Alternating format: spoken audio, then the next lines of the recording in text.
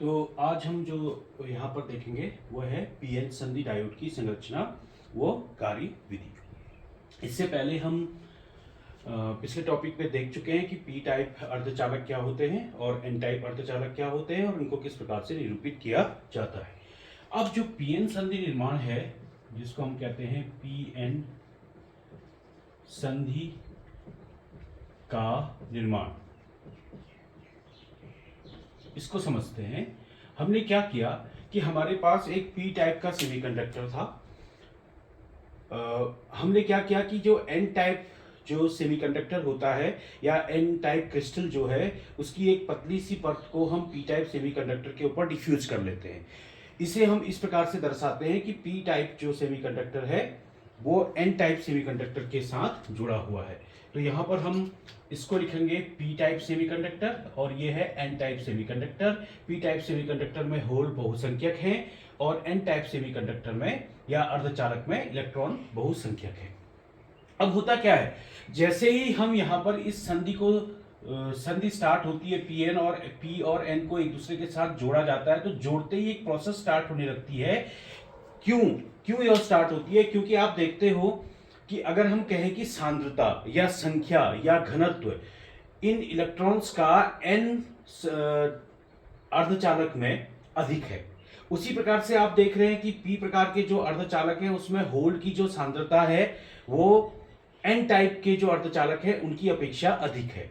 तो चूंकि यहां पर सांद्रता अधिक है तो सांद्रता अधिक होने की वजह से ये अधिक सांद्रता से कम सांद्रता यानी इलेक्ट्रॉन एन से, इसको हम कैसे समझ सकते हैं, यहां पर जो इलेक्ट्रॉन है इनकी सांद्रता यहां ज्यादा है तो ये एन की ओर से पी की ओर को चलने का प्रयास करते हैं और जो होलों की सांद्रता पी अर्धचालक में अधिक है वो पी से एन की ओर को जाने का प्रयास करते हैं। इसको आप यहां पर देख सकते हैं कि ये जो पीएन संधि है इस संधि के आसपास आप देख रहे हैं कि कुछ जो होल्स इधर थे वो अब एन टाइप में जा चुके हैं और ये इधर की ओर को बढ़ने का प्रयास कर रहे हैं। इसी प्रकार आप देख रहे हैं कि जो इलेक्ट्रॉन्स हैं ये कुछ इलेक्ट्रॉन्स इस ये जो पीएन संधि पीएन जहां पर ये जंक्शन है जहां पर पी और एन जुड़े हैं इस बैरियर इस लाइन को पार करते हुए वो इधर पहुंच चुके हैं और कुछ आने का और प्रयास कर रहे हैं।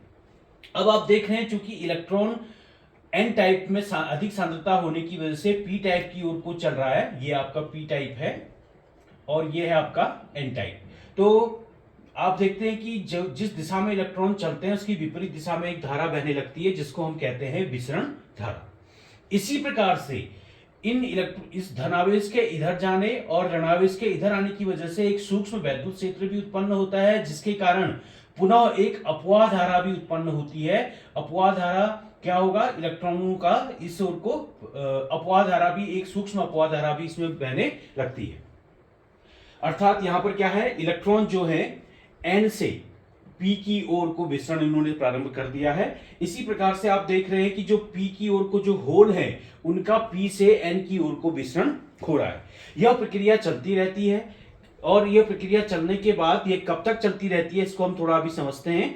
हम अगले वाले चित्र की ओर को जाते हैं। ये विसरण प्रारंभ होता है तो धीरे धीरे होते होते क्या होता है कि ये जो विसरण है, ये जो अधिक सांद्रता से कम सांद्रता की ओर को इलेक्ट्रॉनों का आना और अधिक सांद्रता के होल्स का कम सांद्रता के होल्स की ओर को जाने की जो प्रक्रिया है ये तब तक चलती रहती है जब तक कि इसमें एक वैद्युत क्षेत्र EI इतना ना उत्पन्न हो जाए कि यह अब पुनः बाद में आने वाले इलेक्ट्रॉन जो N से P की ओर को आ रहे थे और होल्स जो P से N की ओर को जा रहे थे उनको यह पूर्णतः रोक देता है। आप जानते भी हैं कि जिस दिशा में वैद्युत क्षेत्र उत्पन्न होता है इलेक्ट्रॉन उसके विपरीत दिशा में जाने का प्रयास करते हैं और धनावेश वैद्युत क्षेत्र की दिशा में आने का प्रयास करता है। तो जब ये एक वैद्युत क्षेत्र EI इस प्रकार का जो ये विसरण की प्रक्रिया है, ये विसरण की प्रक्रिया जब होते होते सेटल हो गई, सेटल होने का तात्पर्य है कि जब काफी मात्रा में हो गई तो उस समय एक वैद्युत क्षेत्र उत्पन्न हो जाता है N क्षेत्र से P क्षेत्र की ओर को और इस वैद्युत क्षेत्र EI के कारण अब जो पुनः जो इलेक्ट्रॉन है जैसे ही वो इधर की ओर को आने का प्रयास करते हैं तो इस वैद्युत क्षेत्र के कारण उनको एक विपरीत दिशा में बल लगता है और वह इस परत, ये जो परत यहां पे बनी हुई है इस परत की विपरीत दिशा में आकर्षित होते हैं। इसी प्रकार इस वैद्युत क्षेत्र, यही जो वैद्युत क्षेत्र EI है, ये जो धन आवेश है, यह धन आवेश वैद्युत क्षेत्र की दिशा में चलने का प्रयास करता है, जो पहले विसरण के कारण इस दिशा में जा रहा था। अब इस वैद्युत क्षेत्र स्थापित हो जाने के कारण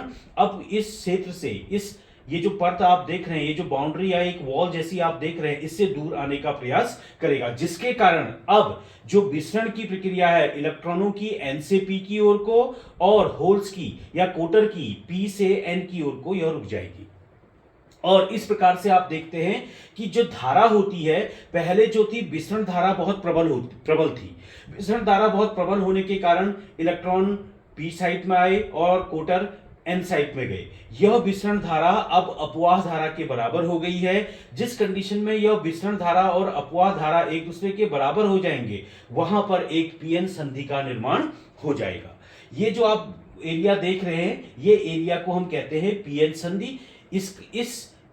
इसकी जो मोटाई होती है, यह जो परत है, इस परत, ये जो परत है, ये परत क्या काम कर रही है, आप इस चीज को समझिए। सबसे पहले यहां पर कोई भी परत का निर्माण नहीं हुआ था, तो उसकी वजह से होल, इलेक्ट्रॉन इधर और होल्स उधर जा रहे थे, बाउंड्री के आर पार जा रहे थे और एक विसरण धारा उत्पन्न कर रहे थे।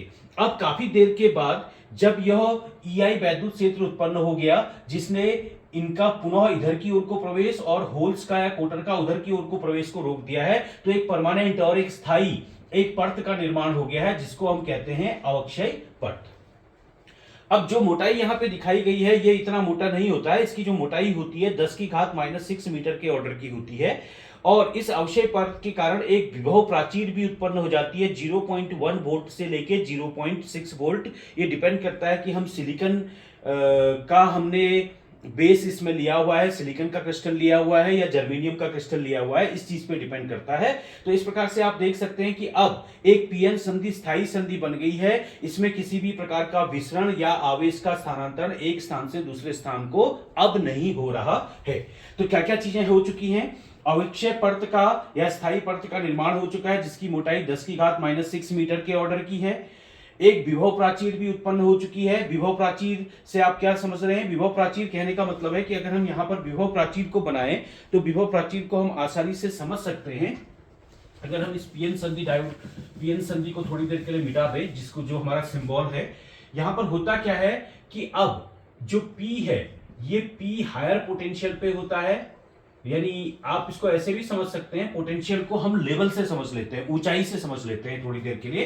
तो आप ये देख सकते हैं कि यहां से अगर हम इसको नीचे की ओर को लाएं, तो ये P टाइप का जो विभव है वो है।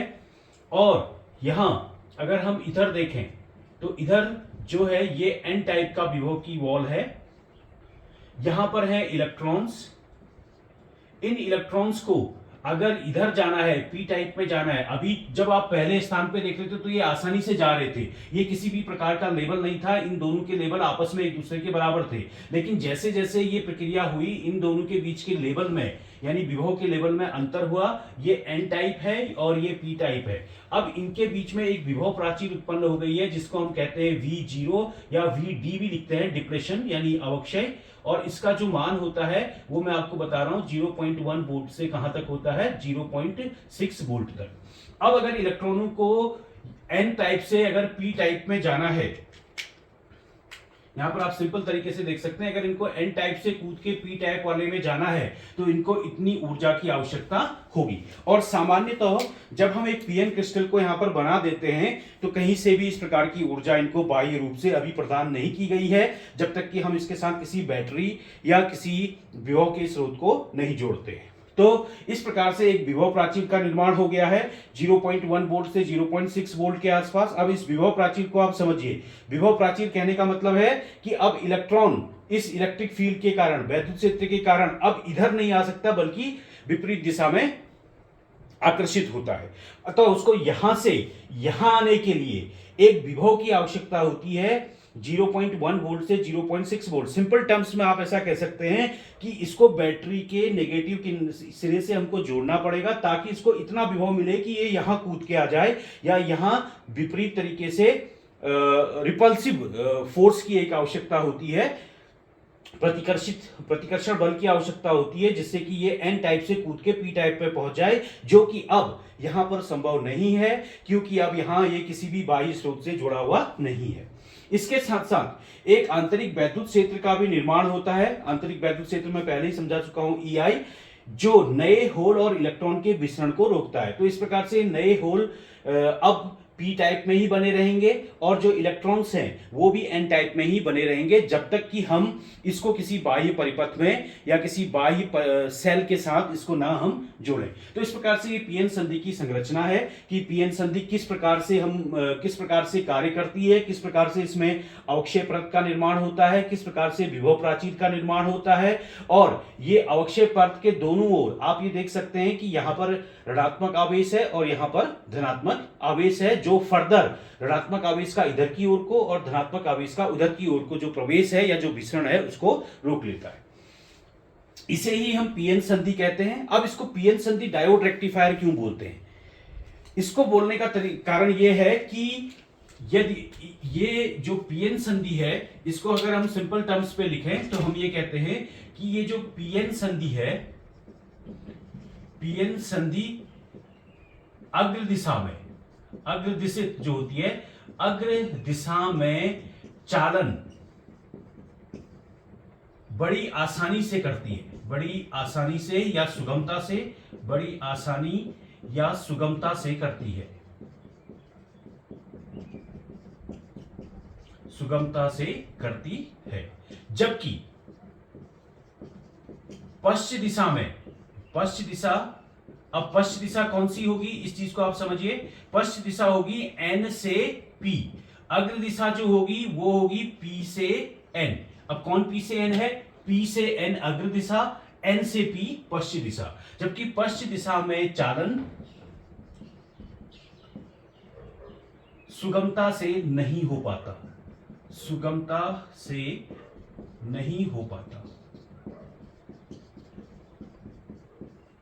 इसलिए हम इसको कहते हैं पीएन संधि डायोड रेक्टिफायर। और अगर आपसे कहेंगे कि डायोड और प्रतिरोध के बीच में क्या अंतर है, तो डायोड और प्रतिरोध के बीच में यही अंतर है, प्रतिरोध में धारा दोनों ही दिशाओं में बहती है, चाहे आप उसको किसी भी ऑर्डर में लगाइए। लेकिन जो डायोड होता है वो अग्र दिशा में अर्थात P से N की ओर तो बड़ी आसानी से धारा को प्रवाहित होने देता है, जबकि N से P की ओर को जो पश्च धारा होती है वो बड़ी कठिनाई के साथ प्रवाहित होती है। तो ये आपके पास पीएन संधि डायोड हो गया, इसकी कार्यविधि हो गई। अब हम बात करते हैं कि इसको हम पीएन संधि डायोड को जब हम बनाते हैं तो हम कुछ देर के लिए ये जो प्रक्रियाएं हैं, पहली, दूसरी और तीसरी जो प्रक्रिया है, इसको हम बार बार नहीं देखते हैं। हम केवल यही वाला चित्र देखते हैं कि पीएन संधि डायोड आपका जब बन जाता है तो पीएन संधि डायोड इस तरह से व्यवहार करता है। इसमें एक अवक्षय परत होती है। तो इसको सिंपल टर्म्स में अगर आप बनाएं पीएन संधि डायोड को, तो पीएन संधि डायोड को आप इस प्रकार से बना सकते हैं। तो ये हो गया पीएन संधि डायोड। इसमें एक अवक्षय परत का स्थायी निर्माण हो चुका है और विसरण और अपवाह धारा भी आपस में बराबर हो गई है। लेकिन सुगमता के लिए, सरलता के लिए हम इसको सिर्फ इसी प्रकार से दिखाते हैं। अब इसका एक प्रतीक चिन्ह भी है। ये प्रतीक चिन्ह किस प्रकार से है? जो पी टाइप है उसको हम एक एरो हेड के रूप में या एक तीर की तरह दिखाते हैं। ये पी टाइप है जिसको हमने एक त्रिभुज के द्वारा दिखाया। ये हो गया पी, और जो एन है, ये जो एन क्षेत्र है उसको एक सीधी रेखा के द्वारा दिखाया जाता है। ये हो गया एन, और ये दो इसके टर्मिनल्स हो गए। ये हो गया इसका पी टाइप टर्मिनल और ये हो गया एन टाइप। तो इसको हम कहते हैं पी एन संधि डायोड।